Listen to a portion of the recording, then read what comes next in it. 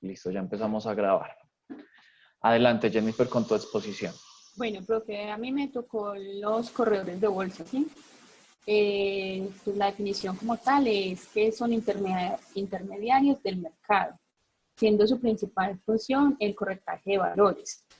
Eh, Puede ser una persona natural o puede ser una persona jurídica. Ellos asesoran a los clientes intentando tener la mejor rentabilidad. Para invertir pues, en estos casos.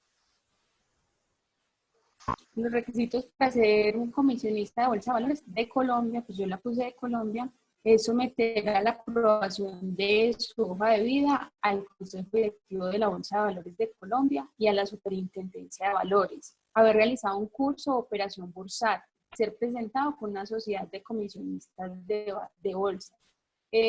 Los proveedores de bolsa normalmente son personas que hayan ejercido la profesión como de finanzas, contaduría, administración.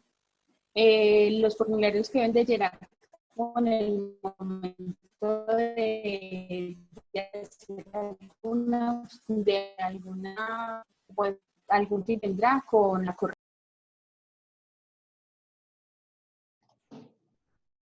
Se nos fue Jennifer. Es que estaba presentando como mala Sí, conexión. Profe, sí, se escuchaba toda la exposición entrecortada. Entrecortado, profe, sí. Sí. Listo, volviste. profe, ¿qué pasó? ¿Qué hago? ¿Qué se me No, ya. fueron? Tranquila. Es que Sí, creo que de pronto tu ¿sí me internet tiene un escuchaban o no? nivel No, profe, desde las bajito. 5 estoy así. Desde las 5 estoy más maluquita con ese internet. Entonces, vamos a reiniciar la exposición. Listo, dale. Bueno, Nos compartes nuevamente la pantalla y porque estábamos escuchándote entrecortado.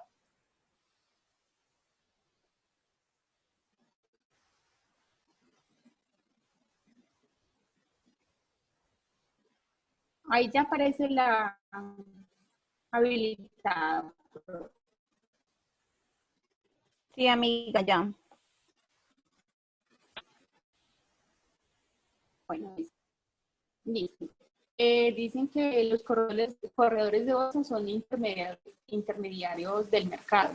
Puede ser una persona natural o puede ser una persona jurídica. Ellos están, o la labor de ellos es asesorar a los clientes intentando obtener una rentabilidad. Ellos deben de estar asociados a una bolsa de valores. Los requisitos para ser un comisionista de bolsa de valores es someter a la aprobación de su hoja de vida al Consejo Directivo de la Bolsa de Valores de Colombia y a la Superintendencia de Valores, haber realizado el curso de operación bursátil, ser presentado por una sociedad comisionista de bolsa. Normalmente ellos ejercen la profesión de administradores, de economistas, en el área de finanzas.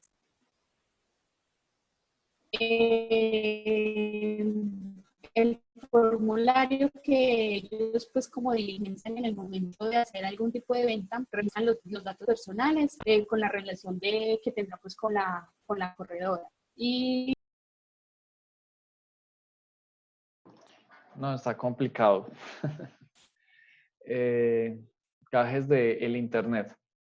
Pero entonces vamos a repasar un poquito. Esperemos a que ella vuelva y se conecte. Y que no nos muestre la pantalla, sino que ya nos termine la exposición sin compartir la pantalla.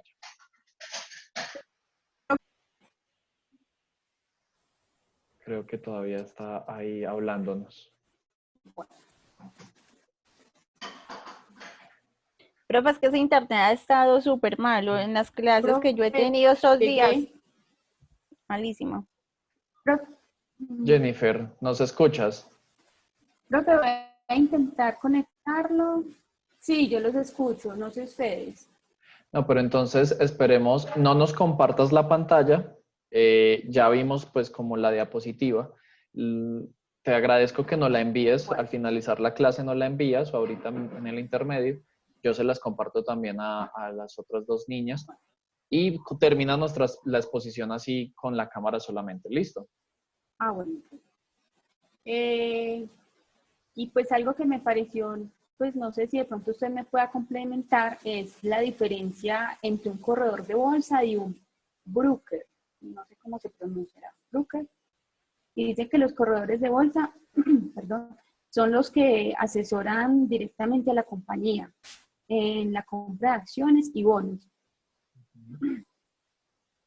Y el broker es el intermediario, perdón, Tranquila.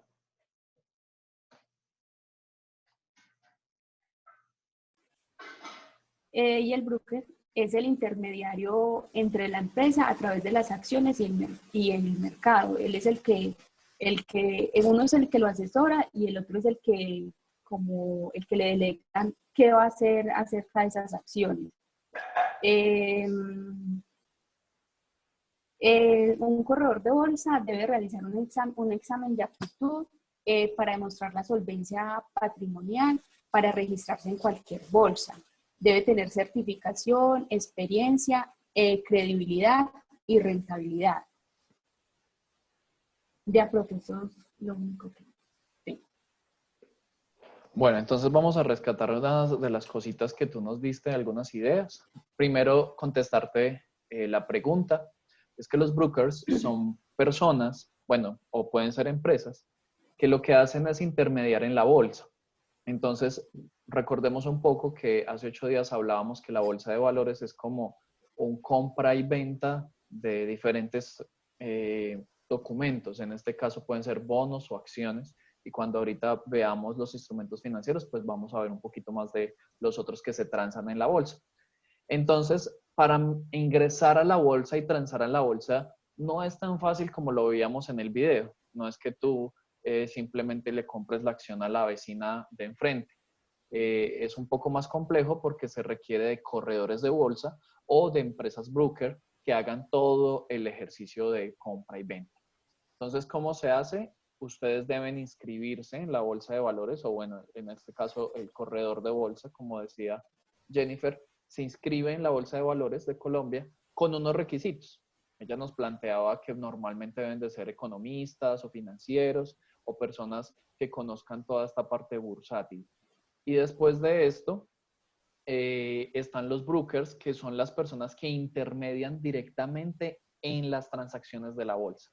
Entonces, tengo el corredor de bolsa hace el contacto con la empresa y le dice, ustedes tienen un valor o un dinero que quieren invertir, lo pueden invertir de esta manera. Y le da las diferentes opciones y le muestra las diferentes empresas en las cuales puede invertir. Esa persona sí hace el pago de las acciones y el corredor de bolsa habla con la empresa broker, para que comience a hacer toda la transacción dentro de la bolsa de valores. Y es allí donde se empiezan a hacer todas las compras y ventas de las acciones. Ellos son parte fundamental en el proceso de la bolsa de valores, porque sin ellos básicamente tú no podrías invertir. Recordemos un poquito el video de la semana pasada donde encontrábamos que la persona le estaba explicando pues a una señora cómo invertir y desde 5 millones de pesos cualquier persona puede invertir en la bolsa de valores. Pero ¿qué tiene que hacer? Debe hacer el proceso de contactarse con un corredor de bolsa o una empresa que sea corredora de bolsa y que esa empresa esté matriculada en la Bolsa de Valores de Colombia para que puedan hacer las diferentes transacciones. ¿Listo? Una de las empresas que de pronto más reconocemos como corredores de bolsa, no sé si se acuerdan de Interbolsa. ¿Saben qué pasó con Interbolsa? Pues nos han explicado, pero yo no me acuerdo. Muy bien. ¿Alguna, Marixa o Lina, se acuerdan qué pasó con Interbolsa?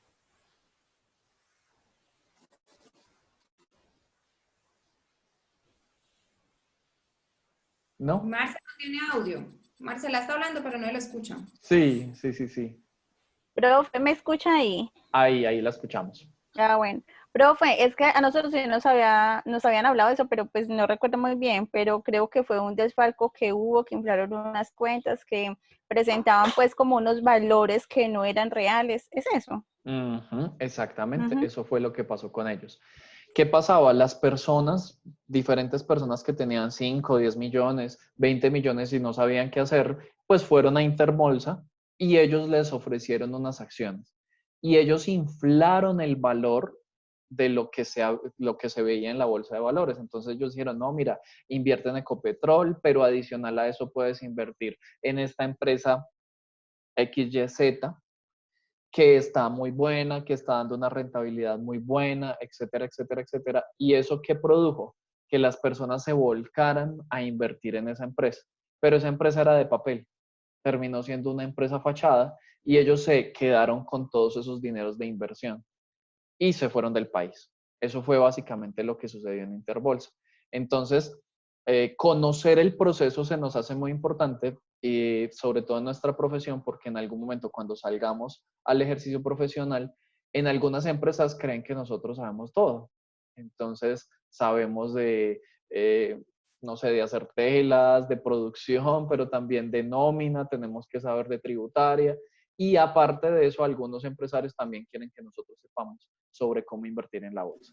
Entonces, pues esto es una puntadita de qué es lo que podemos hacer y cómo se hace el proceso de la inversión en bolsas de valores. Seguimos entonces con la siguiente exposición. Lina. Profe, a mí me tocan los instrumentos financieros, pero yo no hice diapositiva, profe, porque yo pensé que yo no la podía mostrar, ¿sí? Entonces, yo estaba hablando con mi compañerita y yo le dije, yo no hice porque yo realmente yo no sabía si se podía mostrar o no, pero pues yo la hice acá. Igual yo la puedo hacer y se las comparto. Listo, me tocó los instrumentos financieros. Entonces, ¿qué es un instrumento financiero? ¿Sí? Es un contrato monetario entre dos partes con el que se puede operar y se puede liquidar. El contrato genera un activo para el comprador y un pasivo para el vendedor. ¿Sí? Es como un contrato entre las dos partes. El tipo de activo se refiere a la forma que puede tomar el instrumento financiero. Es decir, una materia prima, una acción o un bono, que era lo que usted nos estaba explicando en la clase pasada de que era un bono, un derivado o una divisa. Los instrumentos financieros se pueden clasificar de acuerdo al tipo de activo y también puede diferenciarse entre complejos y no complejos. ¿Sí? ¿Qué son los complejos? Los complejos requieren un conocimiento profundo para poder ser manejados con éxitos con los instrumentos financieros, más operados y los derivados entre los que se incluyen los CFD.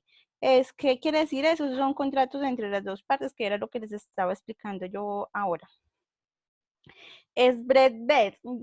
Creo que estoy pronunciando mal, profe, pero bueno. Esas son apuestas financieras, esas apuestas financieras son exentas de impuestos. Y los turbos 24. Dice que esos turbos 24 son conocidos como certificados, que son títulos de un mercado financiero que le permiten tomar posición a larga o corta sobre un activo. También está la barrera. Dice que la barrera de entrada es una medida de competitividad de un mercado. Opción vanilla, sí, son varios. Son el tipo de opciones más conocidas. Un contrato de opciones otorga a su comprador el derecho, pero no genera obligación de comprar o vender en determinado activo. O sea, él está como libre de que si compra o si vende. Esos son los complejos. Los no complejos se pueden manejar sin necesitar un conocimiento muy especializado de los mercados. Entre estos lo puede manejar una segunda o una tercera persona sin necesidad que la persona que está de pronto invirtiendo tenga que estar ahí al frente. Entre los no complejos se incluyen los valores de renta variable, los valores de deuda y ciertos tipos de valores de inversión. Los valores de renta variable se diferencian a acciones de empresas, mientras que los valores de deuda incluyen bonos gubernamentales y societarios. Los valores de deuda también pueden referirse a acciones preferentes y valores garantizados como las obligaciones garantizadas por la deuda, que son, estos vienen siendo productos que incluyen en varias emisiones de deudas distintas, pero que se pueden comercializar por tramos o bien como un solo producto de renta fija. Eso es en sí, profe, pues como los instrumentos financieros. Igual yo cogí solamente unos que otros porque son varios instrumentos los que hay. Ujú. Entonces, en síntesis, existen dos. ¿Uno es cuál? Complejos y no complejos. Exacto. Entonces, los no complejos es los que hemos venido hablando y son los más utilizados, que son las Sí, acciones, los bonos, ¿sí? Y están los sí, complejos. Esos complejos normalmente son utilizados por las por empresas contrato. multinacionales y se Ujú. hacen en contratos, que es diferente. Esos tipos de instrumentos financieros, pues son más complejos por su bursatilidad. ¿Qué quiere decir eso?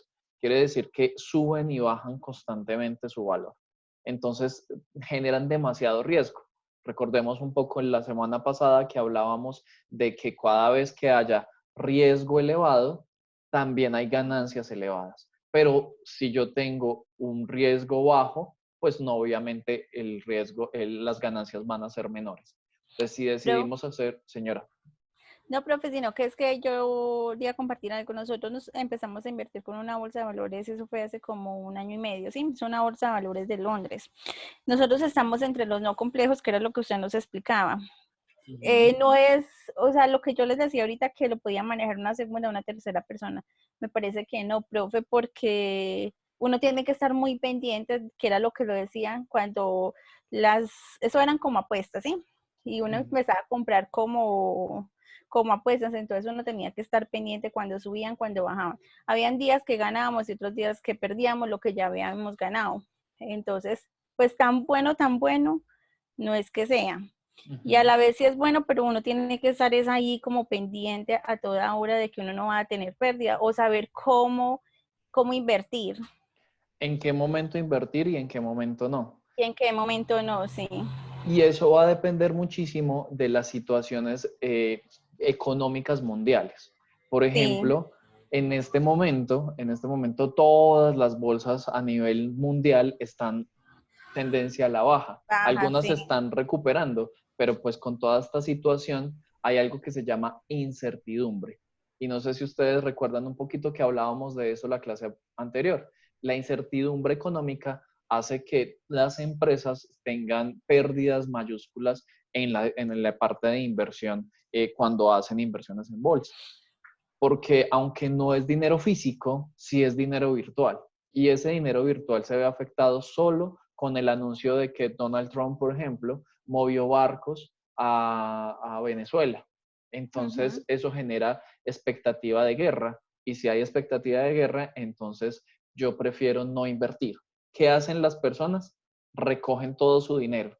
Todas las acciones en las que tengan empiezan a venderlas y las recogen. Cuando ustedes ven que una persona, no sé, supongamos en un centro comercial, ustedes entran y les ofrecen muchos zapatos muy baratos. Entonces pasan dos cosas. Usted compra porque le gustó la promoción o usted piensa, ¿será que eso tan bueno? Eso tan bueno no dan tanto. Es mejor prevenir. Entonces, eso mismo pasa en la bolsa de valores. Cuando las acciones salen mucho a la venta, ¿qué hacen las empresas? Yo prefiero no invertir en este momento. Y eso Ujú. hace que los valores de la bolsa, de la economía, perdón, y las acciones pierdan valor rápidamente. ¿Alguna otra Profe, cosa? después si yo quería hacer una pregunta, por Sí. decir ahorita con la desvalorización del petróleo, por decir si Ujú. uno quisiera comprar, sería bueno pues en estos momentos que está tan barato. Pues si tú tienes dinero para invertir y ese dinero es sobrante, o sea, no te da miedo perderlo, no hay problema, tú lo puedes hacer.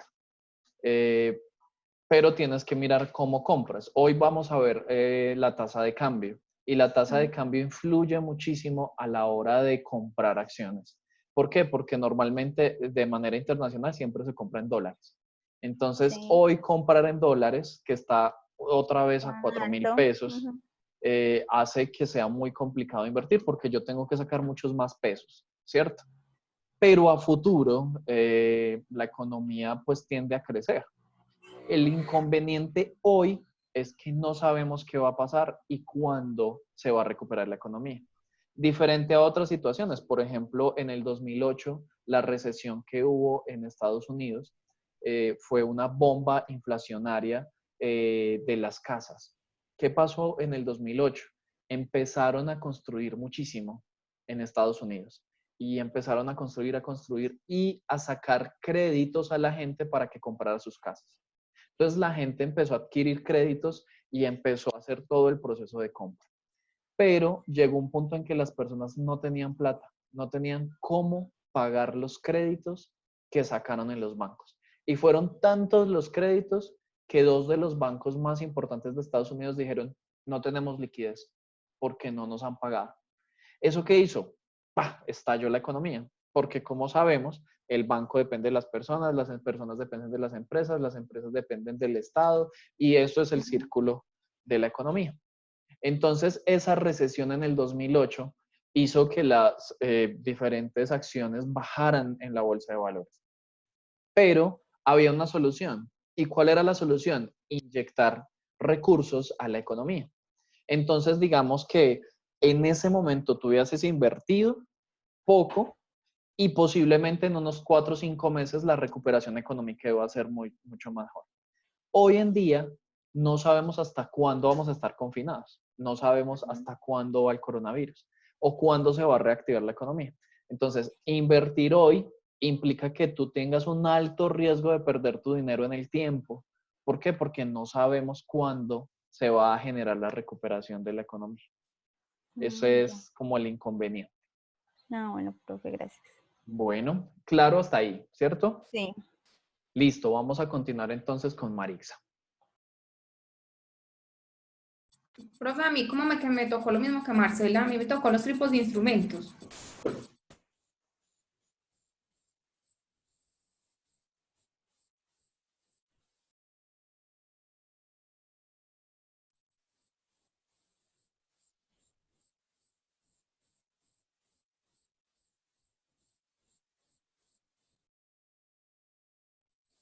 Profe, espere, yo no le escucho. Perdóname. Hablábamos de que eran 3 exposiciones y una de esas era la rentabilidad variable y fija cuando se hacían inversiones. Pensé que esa la tenías tú. No, a mí me tocó tipos de instrumentos financieros. Bueno, ok. Entonces, compleméntanos con la información que consultaste y ya les explico lo de rentas fijas y variables. Bueno.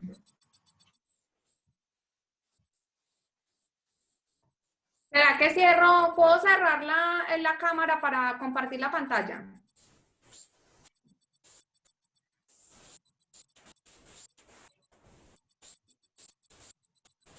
Profe, no se le escucha nada. No, no es necesario que bloquees la cámara. La puedes dejar así y compartes la pantalla y de inmediato nosotros nos aparecemos un ladito de la pantalla. No le digo, es por si de pronto se cae. Ah, ok. No, pues miremos cómo va tu internet y ahí miramos. ¿Listo? Bueno, Tenemos 10 minutos a partir de este momento antes de que se nos finalice la clase. ¿Listo? bueno, ahí ven la presentación. Sí, señora. Bueno, entonces primero que es un instrumento financiero, entonces es un contrato monetario entre dos partes, lo cual significa para el comprador un activo y para el vendedor un pasivo. Entonces, en los tipos de instrumentos financieros encontramos el activo de renta fija o de deuda, el activo de renta variable o capitalización y el mercado de divisas. En el activo de renta fija, el inversionista conoce la rentabilidad y las condiciones. En el de renta variable, el accionista tiene un derecho de participación, lo cual le otorga derechos patrimoniales. Y el mercado de divisas, pues como su nombre lo dice, es un mercado mundial en el cual se negocian divisas. Okay. En el renta fija encontré algunos instrumentos. Uno de ellos es los TES, los títulos de tesorería. Ujú. Estos son emitidos por el gobierno nacional a través del Ministerio de Hacienda y Crédito Público, los administra el Banco de la República. Existen dos clases, clase A y clase B. La clase A se emite con la función de financiar el déficit del pasivo del Banco de la República. Y la clase B se emite con el fin de financiar el gobierno nacional y sus proyectos. Encontré también de instrumento en la renta fija los bonos. Los bonos son instrumentos de deuda o pagarés, los cuales representan una deuda para la entidad emisora con los inversionistas que lo adquieren. Estos instrumentos se emiten para financiar proyectos a largo plazo o para cubrir compromisos financieros. Están los ordinarios y los convertibles en acción. Los ordinarios pues le permiten al tenedor recibir intereses y cobrar el capital invertido al vencimiento. Y los convertibles en acción, como su nombre lo indica, se pueden convertir en acciones en una nueva emisión a un precio prefijado y pues tiene algo malo que es que tiene una rentabilidad inferior. Ok, muy bien. Devolvámonos un segundo a la renta fija para aclarar una cosita, y es que esta renta fija lo que quiere decir es que yo puedo invertir, pero de antemano ya sé cuánto me va a ganar al momento de comprar TES o bonos. Y los TES son muy normales en Colombia, porque normalmente, como nos decía Marixa, en la clase B es para financiar proyectos del gobierno. Entonces, muchas de las cosas que hace el Estado son sin dinero. Entonces, les toca generar este tipo de bonos, pero terminan endeudándonos más. ¿Por qué? Porque hacen que terceras personas den dinero, pero al cabo de 4 o 5 años deberán regresárselo con una rentabilidad bastante alta, porque los bonos, perdón, los TES dan unas rentabilidades bastante altas. Continuamos. El otro son los papeles comerciales. Estos son derechos de cobro frente al cliente y se emiten como promesa de pago. Es el recibo, la letra de cambio y el pagaré. Okay. El certificado de depósito a término, pues que es el CDT, ese ya se conoce pues mucho, tiene un plazo y una tasa de interés.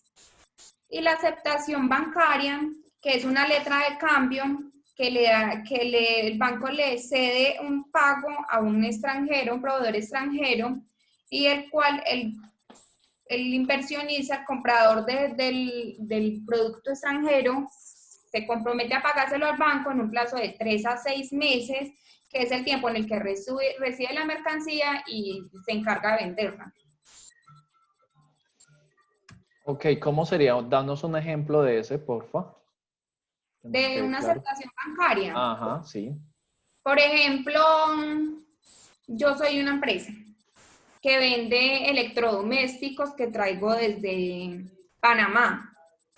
Entonces, como no tengo el dinero para comprar la mercancía que necesito, me acerco al banco, le firmo una letra de cambio al banco. Con esa letra de cambio, el banco le hace el pago al vendedor extranjero que me está haciendo la venta de los productos de los electrodomésticos, y yo le estoy firmando un pagaré al banco de que yo en un plazo de 3 a 6 meses, en cuanto ya haya recibido la mercancía y la haya vendido, pues le hago el pago al banco.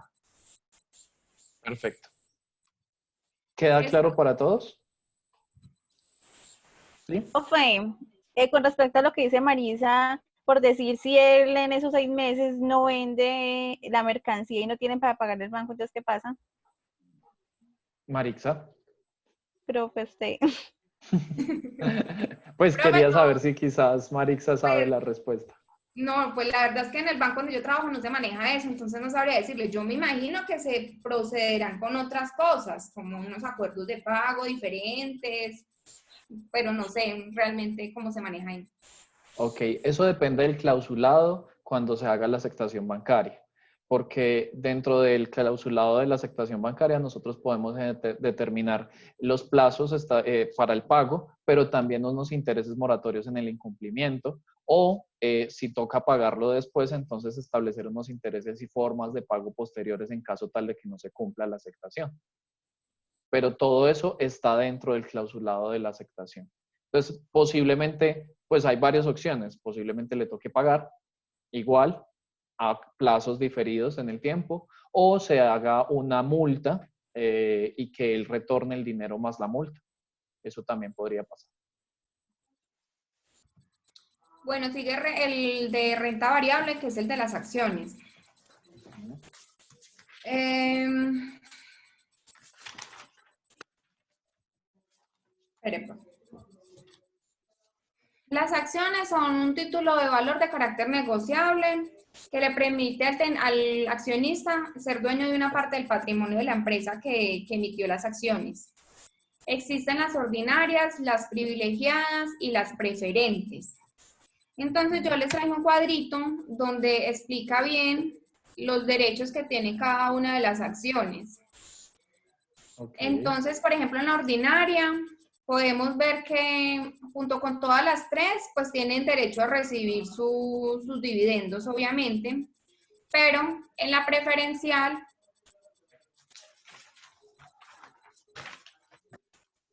tienen una prioridad de pago de los dividendos. Y la privilegiada reciben beneficios económicos adicionales. En cuanto a los derechos políticos, en la ordinaria y en la privilegiada, ambas tienen derecho a la votación en la asamblea.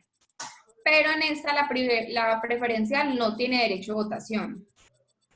Y en cuanto a las ventajas del emisor, pues todas son rentables. Una es para financiar, la ordinaria sirve para financiar nuevos proyectos. La preferencial les da la posibilidad de capitalizar. Y en la privilegiada, que el privilegio económico hace que las emisiones sean más mercadeables. En todas se reciben, todas son rentables. Okay. Puse un cuadrito también que diferencia la acción y el bono porque se suelen confundir mucho y ese cuadrito me pareció muy importante, pues me pareció muy cómodo. En este caso, el tenedor de la acción se llama accionista y el del bono un acreedor. El del bono no tiene derechos políticos, mientras que el de la acción, asistir y votar en juntas, impugnar acuerdos y derecho a información, que es bastante importante. Y los derechos patrimoniales, en la acción tiene participación en las ganancias y en las pérdidas, participación en el capital resultante de la liquidación y suscripción preferente a la emisión de nuevas acciones, mientras que en el bono le permite la amortización y la prioridad en caso de una liquidación. Ok, muy bien. Y el último, el mercado de divisas, pues que tiene las operaciones spot y las operaciones a plazo. Las spot de las que se dan por un plazo de 2 días hábiles, de la compra y venta se dan un plazo de 2 días hábiles de las acciones, de las divisas, y las operaciones a plazo es superior a 2 días hábiles. Si se fija al plazo fijado, en ese plazo se firma, se hace el tipo de cambio. Ok, tenemos menos de un minuto para terminar esta primera parte.